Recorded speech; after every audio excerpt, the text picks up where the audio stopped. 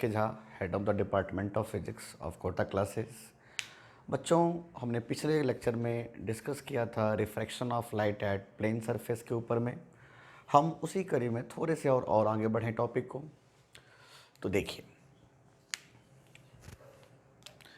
मेरा अगला क्वेश्चन है कि मान लीजिए कुछ इस प्रकार से बातें हो रही है।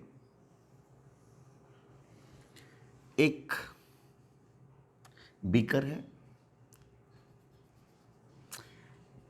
इसमें कुछ लिक्विड भरे हुए हैं, लिक्विड फिल है। इस लिक्विड का रिफ्रैक्टिव इंडेक्स म्यू है। इसके बॉटम को हमने सिल्वर्ड कर दिया है, जस्ट लाइक एक प्लेन मिरर वहां पर फिट है। एक फिश यहां है, बच्चों ध्यान दीजिएगा, यहां एक फिश है। एक बात बताऊं मैं, ये h हाइट गिवन है क्वेश्चन में और ये h/2 हाइट पर एक फिश है। यहां से h हाइट ऊपर एक ऑब्जर्वर है, मान लीजिए कोई आई है। यहां से h हाइट ऊपर, तो मेरा क्वेश्चन क्या है, जरा गौर से सुने। मेरा क्वेश्चन क्या कहता है, एट व्हाट डिस्टेंस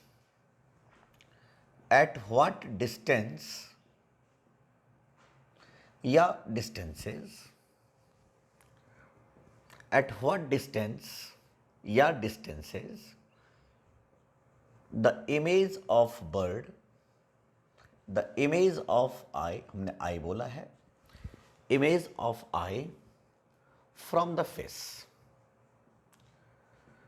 कि फिश से कितने डिस्टेंस पर उसकी इमेज दिखाई देगा।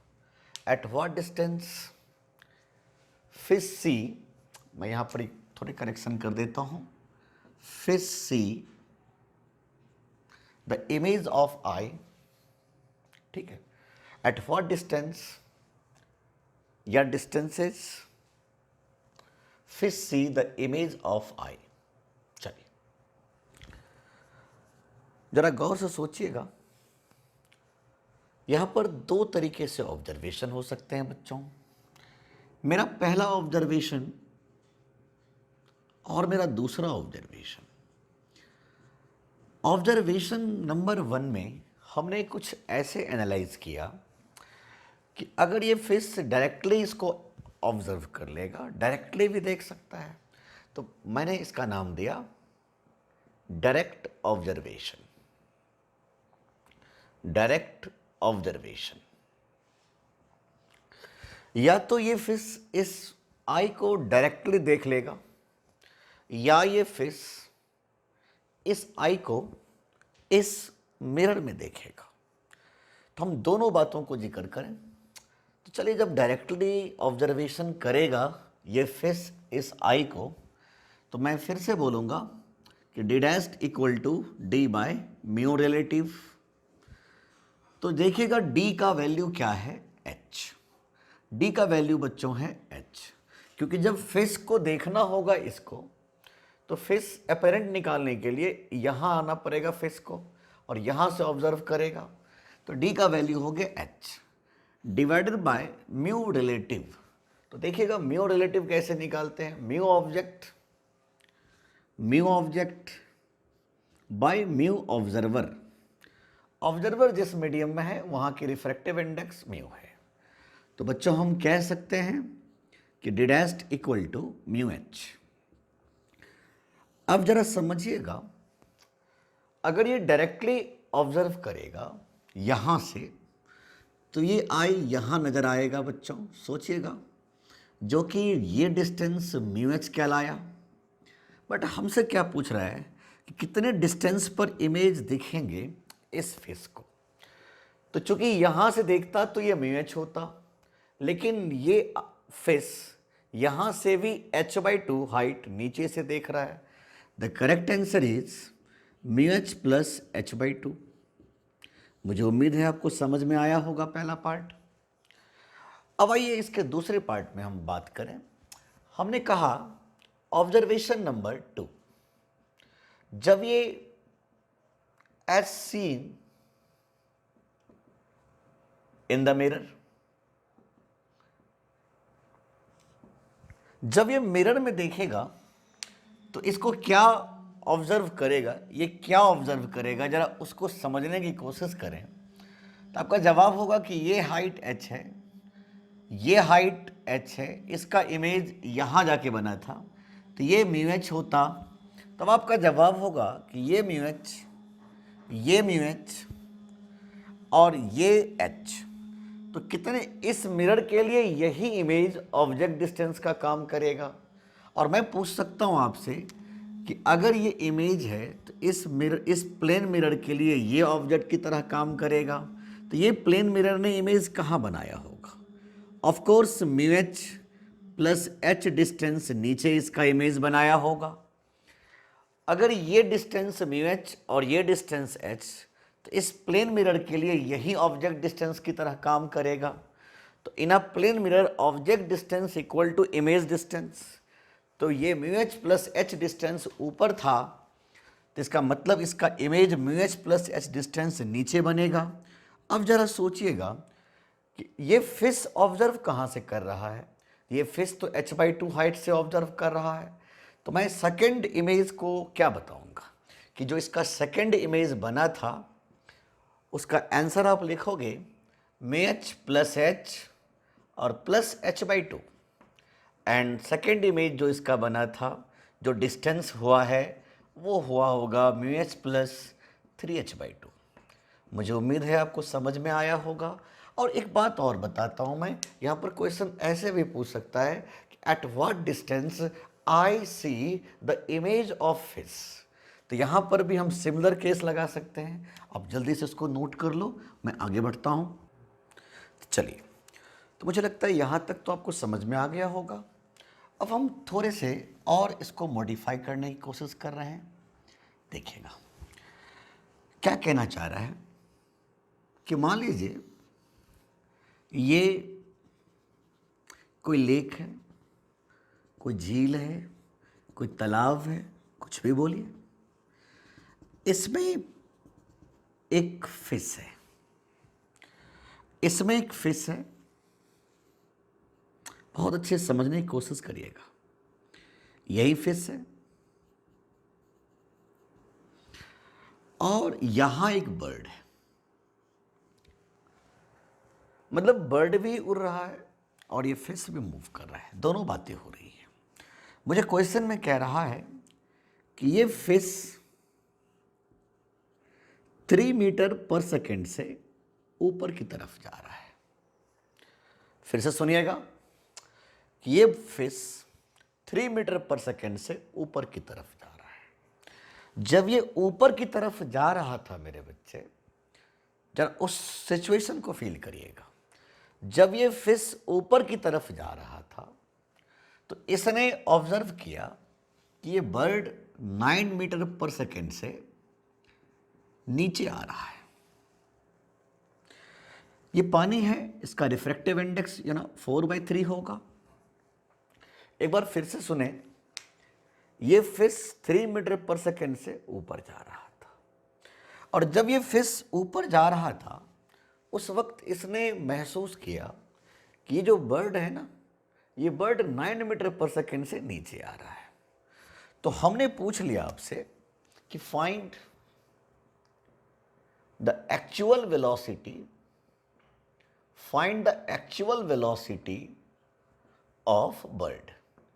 कहोगे सर ये तो कमाल है, फिर ये 9 क्या दे रखा है? बिल्कुल, आपका सोचना बिल्कुल जायज़ है बच्चों, आपको सोचना तो पड़ेगा।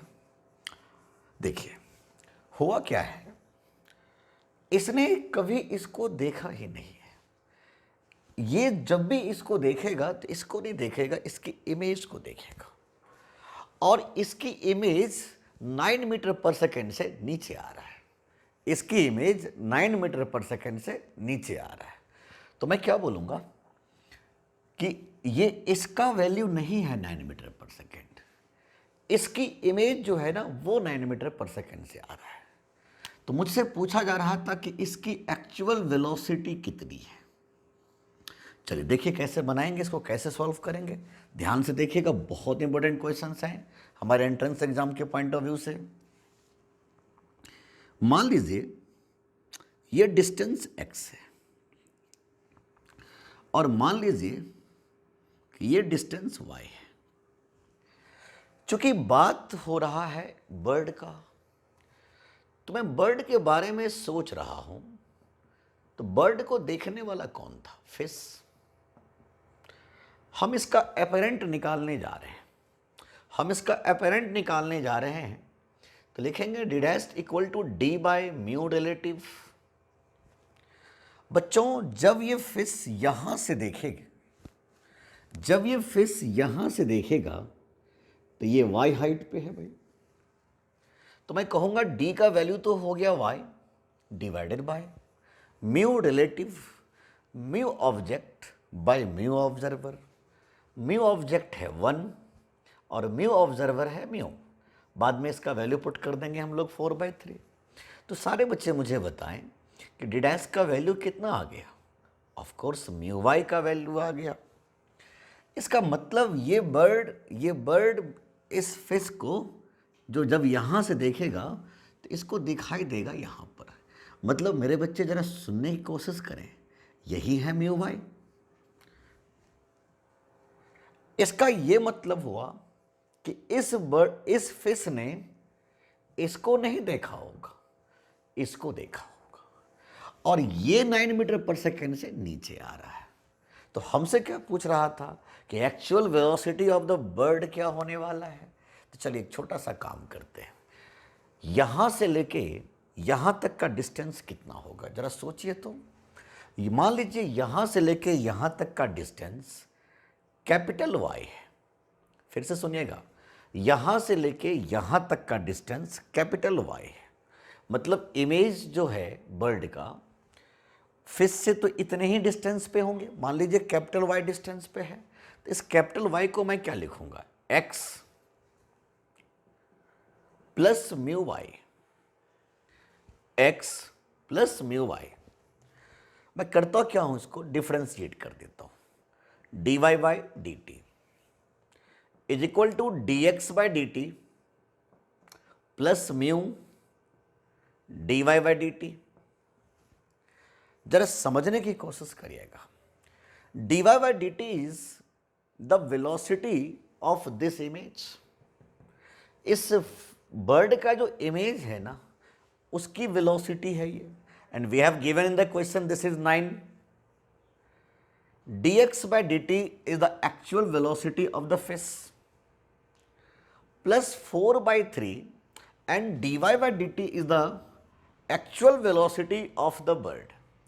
And you know this is 6 equal to 4/3 into velocity of the bird, and velocity of the bird is, आप लिख सकते हो बच्चों, 18/4 and this is 4.5 मीटर पर second and this is the actual velocity of the bird. मुझे उम्मीद है आपको समझ में बहुत अच्छे से आ गया होगा। अब जल्दी से इसको नोट कर लो, मैं अगले क्वेश्चन की तरफ आता हूँ। तो चलिए अगले क्वेश्चन की तरफ हम लोग आए, देखते हैं क्या कहना चाह रहा है क्वेश्चन। मान लीजिए कोई एक्वेरियम है, एक्वेरियम आप समझ पा रहे हो, जो आपके घर में एक्वेरियम होता है, और इस एक्वेरियम में फिर से मैं बोल रहा हूँ, सिमिलर प्रॉब्लम दे रहा हूँ, कुछ भी खास नहीं इसमें भी। इस एक्वेरियम में पानी भरा हुआ है, ठीक है ना, और यहाँ का रिफ्रैक्टिव इंडेक्स 4/3। इसके अंदर एक फिश है, ध्यान सुनिएगा, ये फिश है,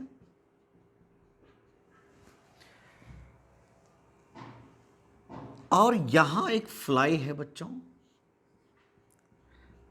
ये कोई फ्लाई है, इसका नाम मैं रखता हूं फ्लाई। जब ये 5 मीटर पर सेकेंड से इस वाल की तरफ अप्रोच करता है, तो इसको ऐसा महसूस हुआ कि ये फ्लाई इस तरफ मूव कर रहा है 10 मीटर पर सेकेंड से। तो मैं फिर से पूछूंगा आपसे, क्या ये वेलोसिटी इस फ्लाई की एक्चुअल वेलोसिटी है? क्या ये वेलोसिटी इस फ्लाई की एक्चुअल वेलोसिटी है? नहीं। तो क्या है भाई ये? जरा सोचिए क्या है। तो आप कहोगे ये इसकी इमेज की वेलोसिटी है। तो मैंने क्वेश्चन क्या पूछा है आपसे कि find the actual velocity of fly. तो मुझे कुछ भी नहीं करना है, मेरा तरीका बहुत ही सिंपल तरीका है, बहुत ही सिंपल तरीका है। मैंने इसको x मान लिया है और मैंने इसको y मान लिया है। और एक बार फिर से सोचेंगे, चूँकि मैं फ्लाई की बात कर रहा हूँ बच्चों, जब मैं फ्लाई की बात करूँगा तो मैं एक बार फिर से डी डैश निकालता हूँ। D dash equal to d upon mu relative, d dash equal to d upon mu relative. जरा समझने की कोशिश करिएगा, डी कितना है देखिएगा। जब ये फिश यहां से देखेगा तो कितना डिस्टेंस है? y। तो मैं लिखूंगा y divided by mu relative, मतलब mu object by mu observer, mu object by mu observer. मैं बाद में पुट कर देता हूं म्यू का वैल्यू। तो एक बार फिर से मैं बोलूंगा कि d dash equal to mu y. जरा सोचिए बच्चों, ये फ्लाई, ये वाला फ्लाई हुआ, इसकी इमेज यहां बनी होगी, मतलब ये डिस्टेंस है म्यू वाई। इसका मतलब इस फिश ने इसको देखा है और वो 10 मीटर पर सेकेंड से इस तरफ अप्रोच कर रहा है। तो अब मैं आपसे पूछता हूं कि यहां से लेके यहां तक का डिस्टेंस क्या होगा? मैं फिर से बोल देता हूं इसको y। तो क्या मैं y को बोल सकता हूं बच्चों mu Y plus X, mu Y plus X is the distance of image of fly from the fish. मैं इसको डिफ्रेंशिएट कर देता हूं, D Y by D T बराबर mu times D Y by D T plus D X by D T. सुनने की कोशिश करिएगा, D X by D T, तो इस फिश का actual velocity is the D X by D T, मतलब ये 5 हो गया, बराबर 4/3 and actual velocity of fly is, actual velocity of fly is this one, and we have given this is 10 meter per second. Don't worry, हम कैसे करेंगे? 5 equal to 4/3 into v fly। तो velocity of the fly कितना हो जाएगा बच्चों? 15/4 metre पर second. उम्मीद है आपको बहुत अच्छे समझ में आ गया होगा। जल्दी से इसको नोट कर लो, मैं अगले क्वेश्चन की तरफ आ रहा। तो बच्चों मुझे उम्मीद है यहाँ तक आपको बहुत अच्छे समझ में आ गया होगा। टॉपिक को मैं थोड़ा सा और आगे बढ़ाऊँगा, थोड़े से टॉपिक और आगे बढ़ाया जाएगा बच्चों, लेकिन बीच में मैं एक छोटा सा टॉपिक मैं आपको और इंट्रोड्यूस यहाँ पर करता हूँ। थोड़े और ध्यान समझने की ज़रूरत है आपको। बच्चों मान लीजिए मेरे सामने में एक छोटा सा कॉन्सेप्ट को समझने की कोशिश करें। इस प्रकार का सिस्टम है, इस अलग अलग मीडियम्स का स्लैब रखा हुआ है। Let us assume this thickness is d1 and refractive index is mu1. This thickness is d2 and refractive index is mu2. This thickness is d3 and refractive index is mu3. d4 mu4, d5 mu5। मैं इसको dn बोल देता हूं यार, ये μn हो जाएगा। अब समझ पा रहे हो? मान लो एक ऑब्जेक्ट यहां रखा होता और ऑब्जर्वर यहां पर है, तो मैं पूछता हूं locate the image of point O. इस ओ का इमेज कहां बनेगा? मीन्स हमें अपेरेंट डेप्थ पूछ रहा है। तो जब भी हमसे अपेरेंट डेप्थ पूछेगा तो मैं एक छोटा सा गेम खेलूंगा यहाँ पर, तो समझ में मेरे को जल्दी जल्दी आ जाएगा। हमें करना क्या है, जितने भी थिक मीडियम्स हैं सबको एयर के रिस्पेक्ट में अलग अलग कर दिया जाए और बाद में सबको मैं जोड़ दूंगा। उससे जो फाइनल रिजल्ट आएगा वही अपेरेंट डेप्थ का फाइनल वैल्यूज़ होंगे। तो मैंने सोचा यार इसके लिए हम क्या लिखेंगे, d1 अपॉन म्यू रिलेटिव, चूंकि मैं इसको भी एयर के रिस्पेक्ट में कर रहा हूँ, इसको भी एयर के रिस्पेक्ट में कर रहा हूँ, सबको एयर के रिस्पेक्ट में अलग अलग खोल खोल के निकाल लिया और सबको मैंने कंबाइन कर दिया है। तो मैं कह सकता हूँ क्या कि इसकी वजह से d1 बाय म्यू वन, इसकी वजह से d2 बाय म्यू टू, इसकी वजह से d3 बाय म्यू थ्री, इसकी वजह से d4 बाय म्यू फोर। याद रखिएगा मैं हमेशा म्यू रिलेटिव का नाम लिया, लेकिन चूंकि मैं एयर्स के रिस्पेक्ट में सारा काम कर रहा हूं अलग अलग कर करके, तो इसीलिए मैं रिलेटिव में तो नीचे वन ही रहेगा ना। ऐसे ही मैं कहूंगा dot dot dot dot dn by mu n. तो क्या मेरे बच्चे ये अपेरेंट डेप्थ हो गया, मतलब ये ऑब्जेक्ट का इमेज इतने डिस्टेंस पर बनेंगे। तो मान लीजिए यही है वो इमेज का पॉइंट, तो यही डिस्टेंस कहलाएगा अपेरेंट डेप्थ, यहां से लेके यहां तक का डिस्टेंस। अगर मैं आपसे ये पूछता कि इसका रियल डेप्थ क्या होगा, तो मैं रियल डेप्थ कैसे निकालूंगा, रियल में ये कितने डिस्टेंस पे है, तो आपका जवाब होगा d1 plus d2 plus dot dot dot dot dn, and this is the real depth here. अगर मैं आपसे पूछता हूं कि भाई ये बताइए कि शिफ्ट कितना किया है, कितना शिफ्ट किया है, ऑब्जेक्ट यहां था और यहां चला गया, मीन्स हम कहेंगे real depth minus apparent depth. इसका मतलब हम लिखेंगे d1 plus d2 plus dot dot dot dot dn minus d1 by mu one, d2 by mu two, dot dot dot dot dn by mu n. तो अगर मैं shift पूछता हूं कि कितना शिफ्ट हुआ है, तो आपका जवाब होगा d1 into one minus one by mu one plus d2 into one minus one by mu two dot dot dot dot dn into one minus one by mu n. तो बच्चों ये याद रखिएगा, ये आपने सिर्फ शिफ्ट निकाला। जनरली क्वेश्चंस में मैंने अपेरेंट डेप्थ पूछते हुए देखा है। अगर हमसे ये कोई पूछ लेता है कि इस ऑब्जेक्ट का इमेज कहाँ बनेगा, तो बस सिंपल सा फंडा है यार, हम अपेरेंट डेप्थ निकाल लेंगे, क्योंकि ऑब्जर्वर से लेके वहाँ तक के डिस्टेंस को ही तो हम लोग अपेरेंट डेप्थ के नाम से जानते हैं भाई। और ये रियल डेप्थ, तो आप जल्दी से इसको नोट कर लो, मैं आगे बढ़ता हूँ, जल्दी से इसको नोट करो।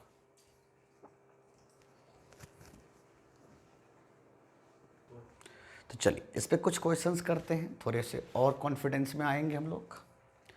मान लीजिए मैंने आपको दो क्वेश्चन दिखाया, जरा ध्यान से देखिएगा, बहुत ही सिंपल सिंपल क्वेश्चंस आते हैं बच्चों इस पे। मैंने अलग अलग मीडियम्स का स्लैब दे दिया है आपको। मैं दो क्वेश्चंस को इकट्ठा डिस्कस करवा रहा हूं, कोशिश करिएगा कि दोनों क्वेश्चंस बहुत अच्छे से समझ लीजिएगा। यहां पर क्वेश्चन कुछ इस प्रकार कह रहा है कि इसका रिफ्रैक्टिव इंडेक्स 1.2, 1.3, 1.4, 1.5, 1.6, इसका थिकनेस है 0.2, 0.3, 0.4, 0.5 और 0.8। सेम बात मैं यहाँ कर रहा हूँ। इसका रिफ्रैक्टिव इंडेक्स 1.2, 1.3, 1.4, 1.5 एंड 1.6। थिकनेस फिर से दिया मैंने वही वैल्यूज़ 0.2, 0.3, 0.4, 0.5 और 0.8। बच्चों जरा समझने की कोशिश करिएगा, मेरा ऑब्जेक्ट यहाँ रखा हुआ है और इस सिचुएशन में मेरा ऑब्जेक्ट यहाँ रखा हुआ है, और जो व्यू हो रहा है वो नॉर्मल व्यू है, मतलब आँख यहाँ है, मतलब आँख यहाँ है। तो हमसे क्या पूछ रहा था कि locate the image of point O, locate the image of point O. कि ओ का इमेज कहाँ लोकेट किया गया है। तो ज़रा सुनिएगा, ध्यान सुनिएगा, बहुत सिंपल क्वेश्चन है। मैंने कहा था ना कि जब भी ओ का इमेज पूछा जाए तो अपरेंट डेप्थ पूछा जा रहा था। तो इसका हम निकाल लेते हैं फटाफट। क्या बोलेंगे, 0.2 by 1.2 plus 0.3 by 1.3 plus 0.4 by 1.4 plus 0.5 by 1.5 plus 0.8 by 1.6। तो ये तो इसका निकल गया इस सिचुएशन में। इससे जो वैल्यू कैलकुलेट करके आएंगे उतने डिस्टेंस यहाँ से लेके यहाँ तक होगा। लेकिन इस सिचुएशन को भी ऑब्जर्व करिए, इसमें क्या कहानी बन रहा है समझिएगा कि बस ये नहीं है, बाकी चीज़ तो वही रहेगा। 0.2 बाय 1.2, 0.3 बाय 1.3, 0.4 बाय 1.4, 0.5 बाय 1.5, बस इतना ही रहेंगे। तो अब इसको कैलकुलेट करने के बाद जो वैल्यूज़ आएंगे हम कहेंगे कि वो यहाँ से लेके यहाँ तक का डिस्टेंस है। This is known as the apparent depth. मतलब मान लीजिए ये डिस्टेंस यहीं पर लाई किया है, यही इमेज बनाया है, तो ये कहलाएगा अपरेंट डेप्थ। मतलब ओ वाला पॉइंट यहाँ दिखाई दे रहा है ऑब्जर्वर को। सेम सिचुएशन में इस ऐसे ही इसमें भी बोल सकते हो आप कि यहाँ पर इमेज बना है, इसका इमेज मान लीजिए यहाँ पर जाके बना है, तो ये जो डिस्टेंस होगा यही हो जाएगा अपरेंट डेप्थ। तो मुझे उम्मीद है आपको बहुत अच्छे से समझ में आ गया है। अब जल्दी से इसको नोट करो, मैं आगे बढ़ता हूँ। तो मुझे उम्मीद है यहाँ तक आपको बहुत अच्छे से समझ में आ चुका है बच्चों। हम थोड़े से टॉपिक को और आगे बढ़ाएं। अब हम लोग डिस्कस करने जा रहे हैं shifting of image. Shifting of image ditto slab. Slab की वजह से शिफ्टिंग। तो देखिए दो तरीके के शिफ्ट होते हैं। पहला शिफ्ट का नाम लिया नॉर्मल शिफ्ट और दूसरे शिफ्ट का नाम लिया लेटरल शिफ्ट। आइए दोनों को हम बहुत ही बारीकी से समझेंगे कि नॉर्मल शिफ्ट क्या होता है, लेटरल शिफ्ट क्या होता है। आइए बच्चों याद रखिएगा, इसके रे डायग्राम बहुत मायने रखेंगे आपके लिए, बहुत ज़्यादा मायने रखेंगे। आप इसके रे डायग्राम को फोकस करना खास करके। लेट अस अज्यूम एक स्लैब है, देखिएगा एक स्लैब है, ठीक है। इसकी थिकनेस है T और इसका रिफ्रैक्टिव इंडेक्स है म्यू। एक ऑब्जेक्ट यहां रखा हुआ है, यहां पर ऑब्जेक्ट यहां है। हम देखना चाहेंगे कि इस ऑब्जेक्ट का इमेज कहां बना था, वही शिफ्टिंग कहलाएगा। तो चलिए इसके रे डायग्राम देखते हैं फटाफट। लाइट पहली बार में ऐसे जाएगा बच्चों, इस पे सोचिएगा, लाइट ऐसे जाएगा। यहां मैंने एयर दे दिया, फिलहाल रहने दीजिए एयर ही इसको। ऑब्जर्वर इधर से देख रहा है, रेयर मीडियम से डेंसर मीडियम में लाइट जा रहा है, light bends toward the normal. आप तो यही कहोगे, इसका मतलब इस सरफेस ने इमेज यहां जाके बनाया होगा। इस सरफेस ने इस ऑब्जेक्ट का इमेज यहां जाके बनाया होगा। अब यही इमेज इस सरफेस के लिए ऑब्जेक्ट की तरह काम करेगा और हम कह देंगे कि भाई अब चूंकि लाइट डेंसर मीडियम से रेयर मीडियम में जा रहा है, तो मैं कहूँगा bend toward the normal, bends away from the normal. बच्चों तो आप देख सकते हो कि ये bends away from the normal हो चुका है। हमने इसको थोड़े से पीछे लेके आ गया। अब देखिए ये जो है इस सिस्टम का फाइनल इमेज है, ये जो है इस सिस्टम का फाइनल इमेज है। ऑब्जेक्ट यहां था और इसकी इमेज यहां बनी है, तो मैं इसी को बोलूंगा नॉर्मल शिफ्ट। इसी शिफ्ट को नाम दूंगा मैं नॉर्मल शिफ्ट, इसी शिफ्ट का नाम दूंगा मैं normal shift. Let us assume कि ये डिस्टेंस x है, मान लीजिए ये डिस्टेंस x है। बारीकी से समझिएगा कि मैं क्या स्टेप्स ले रहा हूं। मैं सबसे पहले बोलूंगा refraction at first surface, refraction at first surface. पहले सरफेस पे रिफ्रैक्शन आप करने जा रहे हो बच्चों, पहले सरफेस पर आप रिफ्रैक्शन करने जा रहे हो। तो एक बार फिर से बोलिएगा, अगर हम इंडिविजुअली एक एक सरफेस को लेके चलें तो ये जो सरफेस है यहाँ पर ऑब्जर्वर होगा। चूंकि मैं बात जब भी अपरेंट का किया था तो अपरेंट के केस में ऑब्जर्वर बिल्कुल सरफेस पे बैठा रहता है ऐसे करके, बोलो ना। तो मैं लिखूंगा d dashed equal to again d by mu relative, and now d dashed, d कितना है x, और म्यू रिलेटिव क्या है, mu object by mu observer, mu object by mu observer. क्योंकि जब मैं इंडिविजुअली देखूं तो इस सरफेस पर देखूंगा तो ऑब्जर्वर यहां होगा। तो मैंने कह दिया कि डी डैश का वैल्यू आया है म्यू एक्स। इसका ये मतलब है कि ये जो डिस्टेंस आप देख रहे हो यही है वो म्यू एक्स, ये जो डिस्टेंस आप देख रहे हो यही है वो म्यू एक्स। मतलब इस सरफेस ने इमेज यहां बाकी बनाया था। चलिए बहुत बढ़िया भाई। अब आपको फिर से सोचना पड़ेगा, यहां पर दोबारा सोचिए। जब मैं रिफ्रैक्शन सेकेंड सरफेस पे करवाऊंगा तो आपको बताना होगा ये इमेज इस सरफेस के लिए ऑब्जेक्ट डिस्टेंस की तरह काम करे। फिर से बोल रहा हूं, ये इमेज इस सरफेस के लिए ऑब्जेक्ट डिस्टेंस की तरह काम करे। ये डिस्टेंस क्या है म्यू एक्स, ये क्या है टी। तो इसके लिए कितने डिस्टेंस पर ऑब्जेक्ट है, क्योंकि यही इमेज इसके लिए ऑब्जेक्ट की तरह काम करेगा। तो कहोगे म्यू एक्स प्लस टी। तो अब मैं इस सरफेस पे करवा रहा हूं तो ऑब्जर्वर तो यहां बैठा होगा। तो मैं क्या बोलूंगा, डी डैश्ड बराबर डी बाय म्यू रिलेटिव। आइए एक बार फिर से मैं इसको एनालाइज करूं।